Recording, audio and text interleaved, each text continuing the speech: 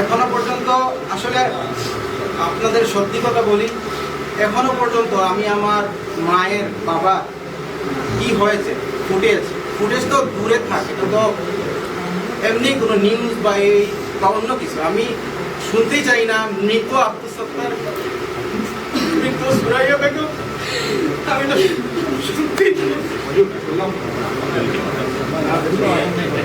ঠিক আছে, তাহলে আপনারা অনুমতি দিলে তারা যাও, মানসিকভাবে খুবই বিপর্যস্ত তারা।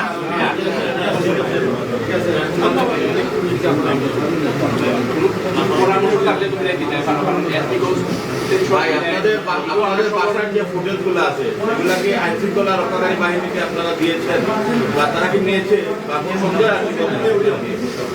এটা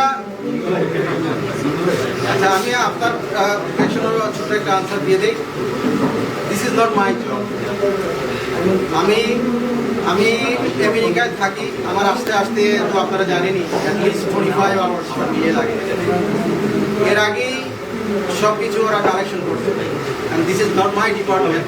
দে are expert and they know their job. তো ওরা জানে, ওরা বেস্ট জানে। দিচ্ছি, প্রথমে বলবো আমরা মানসিকভাবে কোনো কী বলবো আপনাকে, অসুস্থ। আমি তো ঠিকই আছি, তো আমার 3 বোন অসুস্থ অলরেডি। ওদের কোনো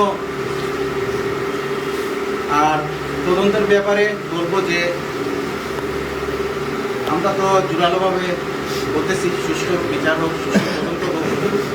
এখন পুলিশ প্রশাসন যা করবে বা কোনো রিপোর্ট আসবে, এটা অবশ্যই আপডেট আপনারা পাবেন।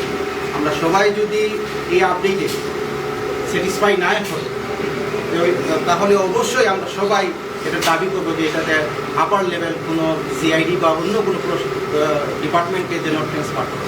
এখন পর্যন্ত পুলিশের তদন্ত তদন্ত শুধু শুরু হয়েছে।